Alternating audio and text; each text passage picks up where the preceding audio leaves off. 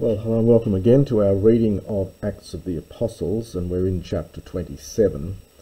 But just to recap from the map as to what's happened at the moment, they've set out from Caesarea and they've travelled up north, round past Cyprus, Rhodes, down to Crete, and they've arrived here, but they've decided not to stay here, and Paul warned them that they should not go out, but they ignored him. And they've continued on, and they've now suddenly come into a storm. And this is the part of the story now that they're here, that we're going to read in chapter 27. So it was starting at verse 13. Hupa pneusontos de notu doxantes tes prothesios kekrate kenai. So again, lots of genitive absolutes in Luke, and here's another one. This is from this verb. It's literally to blow under, so it's to gently spring up, and this is a notos is a south wind.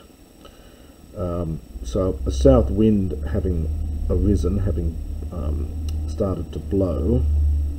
So when that happened, now we have no we have a main verb here, but we've got here a participle doxantes, so it's thinking that. Now kekrate kenai is a perfect infinitive from kratio. It means to get hold of something, so it can also be used abstractly in the sense of having obtained, and it takes a genitive, kratio, and the prothesios is, well, what they planned to do, their purpose. So when a south wind gently arose, having thought that they had obtained their purpose, arantes, this from Iro.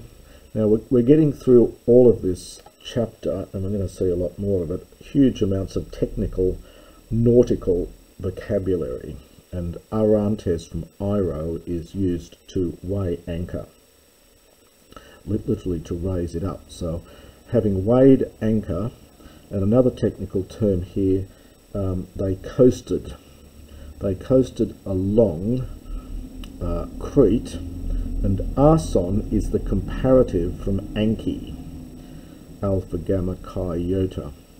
This is the comparative, so it means nearer, as close as possible almost. So having weighed anchor, they coasted as close as possible beside Crete. Met u polu de ebelon kat autes animos tuphonikos hoc helumenos eurykilon. And u polu, not much, so shortly, this is adverbial here, so shortly afterwards, ebelen, and the subject here is animos, so a wind which was tuphonikos. We get our word typhoon from this, of course. Typho, the word itself is not found elsewhere with this meaning. It means tempestuous here, so very, very strong winds. Typho was an ancient monster whom Zeus defeated, and so the name comes to mean anything that's furious or violent. So a violent or tempestuous wind, ebelon, castas kat autes, well, against it, that is Crete, I think is agreeing back with Crete. So a tempestuous wind not long afterwards threw us in the direction of Crete, the wind which is called, now this is a Latin name, it's Euro Aquilo. There are variant readings here as well, and it simply means a northeastern wind, so it's got a special name, a Euro Aquilo. Again, all of this terminology would have been well understood by sailors. It's got a lot of nautical vocabulary here. Sun harpesthentos de tu ploiu, kai me dunamenu, ant ophthalmen to anemo epidontes epherometha. So sun, this is from sun harpasdo, literally means to be snatched up. This is a genitive absolute again, with a aorist passive participle, and it's again a technical word here meaning to be blown off course. So when the boat was blown off course, and not being able, another genitive part of the genitive absolute, another technical naval term here, it's ant ophthalmen. So it means to look in the face, literally, but it's used in the sense of to head into, for a boat heading into a wind. And so not the boat not being able to head into the wind, so directly to go into the wind, epidontes, it's basically the subject is from the main verb here, so we, giving way to it, epidontes, so rather than trying to go into the wind against it, they gave way to the wind, and epherometha, passive, we were carried along, from pharaoh, imperfect passive. Nasion de now, Nasion is a diminutive from Nessos, meaning island. This is a little tiny island. Again, it's a very rare word. Oddly enough, you'd think it might occur more frequently, but the word is actually fairly rare. Hypodramontes, and again, this hypo is used with the dram root from treco. It's literally running under, but the idea is running under the lee of again, so under the area where the wind is not blowing. So perhaps running near or running under the lee of a certain small island, which is called, participle agreeing with Nasion, Cauda. Now Cauda is a small island south of Crete. Iskusamen mollis, we've seen this use of this before back in chapter 25 of Acts. We were able to, we had the strength to. So we were able, mollis, with difficulty, genestai perikrates, literally to become in control of. So to get control of, tes scaphes. Now a scaphes is a dinghy. It's like a lifeboat. It's a small boat that was normally stored at the back of the ship, a bit like our modern lifeboat. So with difficulty, we were able to get control of the dinghy.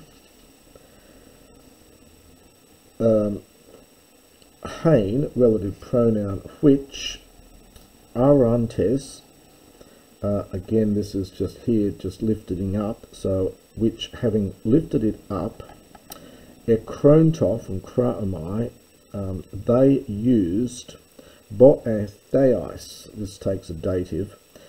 These are literally helps. Again, this is a technical nautical term. These refer to bracing ropes that are used to help to move the lifeboat. So having lifted it up, they made use of bracing ropes, hypotsonuntes, undergirding top ployon the ship. For Bumenai may es tensortin ek pesosin, fearing lest. Now ek pesosin is from ek pipto. This is the aorist subjunctive here. We're going to see this word quite a bit in this chapter. It's used as a passive for ek ballo, so it means to be cast upon. perhaps almost to run aground, to be cast upon. Interestingly, classical Greek does have a special word to be cast aground. It is okello. Doesn't occur in the New Testament at all, and the compound ex okello occurs only once in the Septuagint. So it's a useful word that seems to have dropped out of the language, at least in biblical Greek, and they're using this ek pesosin, the word that's used as a passive for ekballo, to replace it. So fearing lest, I should say also, this sortin is an area which is renowned for being very shallow and having sandbars, and so being very dangerous. It's off the Syrian coast. So we have to understand something like shallow waters or something here. So fearing lest they might be cast upon or into the shallow waters understood of Syrtis. Kalesantes tos skuos. Now, skuos is a very vague word. It often means the tackle or just the implement. So kalesantes, having loosened the implement. So a bit vague here. It's probably the sea anchor rather than the tackle, but it is a very vague phrase here. So having loosed perhaps the sea anchor, in this way they were carried along. Svodros de chimazomenon hemo, another genitive absolute, and we, this is a passive here, meaning something like being tossed by the sea, and svodros exceedingly. So we being terribly exceedingly tossed by the sea, te hexes, on the following day, they made an ekbolen, literally a casting out or a jettisoning. So they made a jettisoning, understand, of cargo. And on the third day, autokeres. Now the third day is actually the second day because it's inclusive counting in Greek, so it's really 2 days later.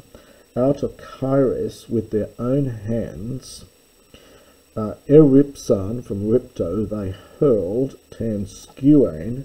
Now this is the cargo here, I think, or perhaps the tackle, I should say, from not the cargo but the tackle.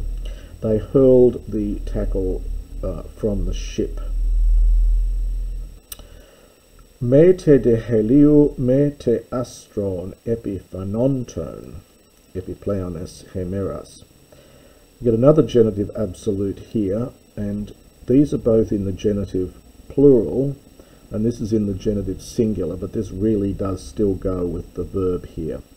It's taken its same case and number from the astrone, and we get mete mete. So neither the sun nor the stars, epiphanonton, shining or being visible.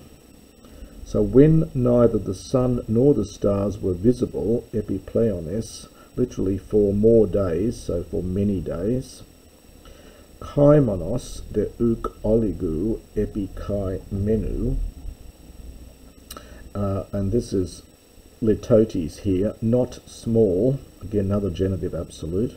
So no small storm, epikaim menu, laying upon us. So since no small storm lay upon us. Loipon, well, something that's adverbial here for the rest, so at length.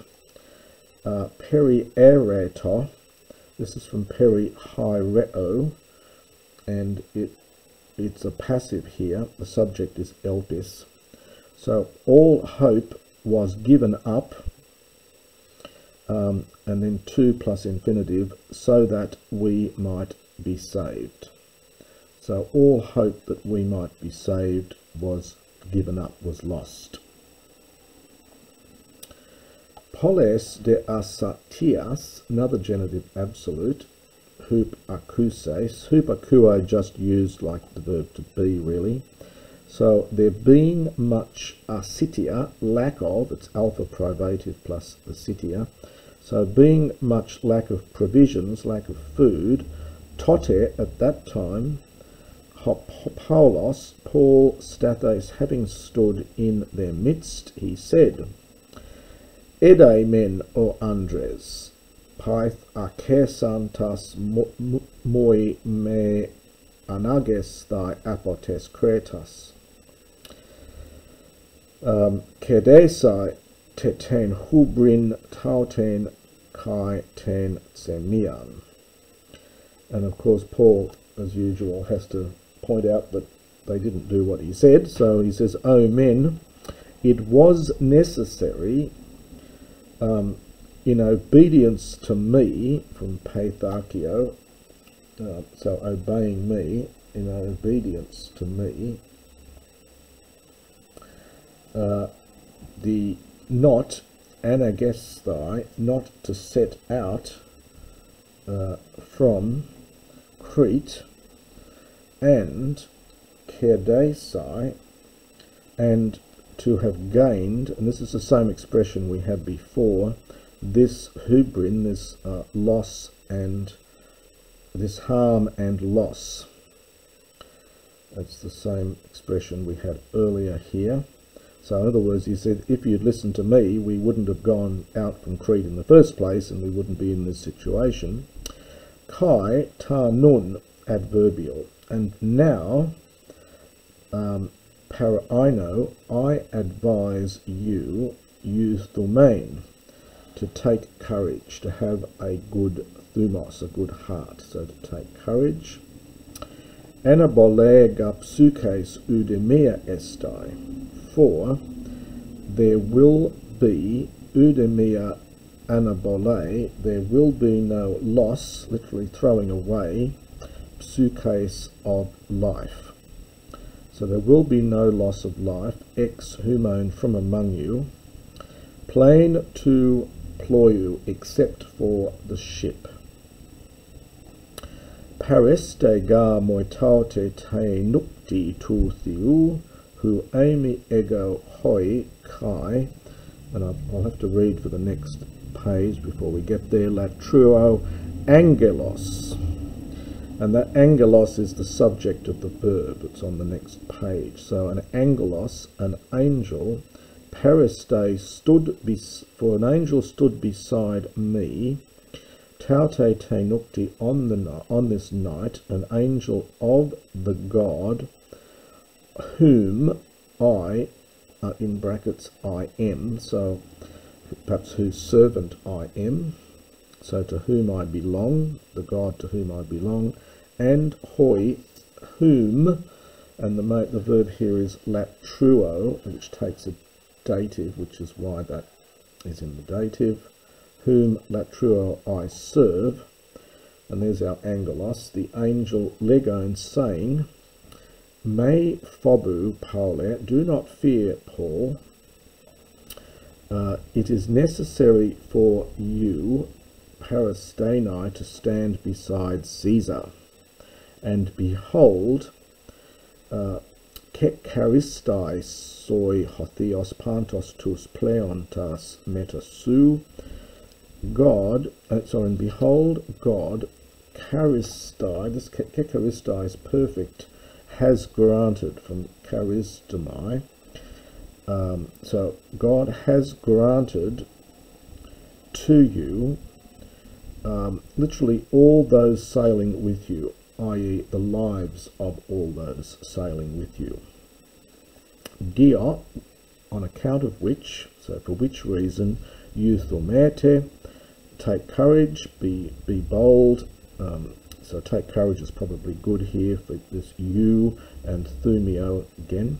So take courage, O men, for I trust God that it will be hutos thus, according to which manner, so in the manner in which, lelaletai, this is perfect passive here, it has been spoken to me.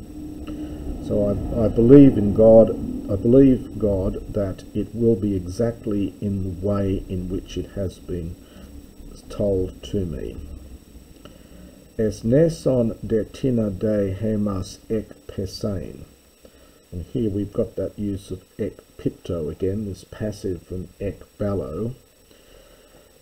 It is necessary for us, ek pesain, to be cast upon, or cast upon into, or to be grounded really, to run aground into a certain island. And we'll find out more about the shipwreck in the next recording.